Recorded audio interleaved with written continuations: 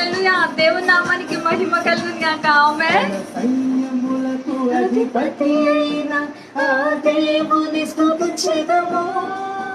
అల సైన్యములకు అధిపతి అయిన ఆ దేవుని స్తుతించెదము.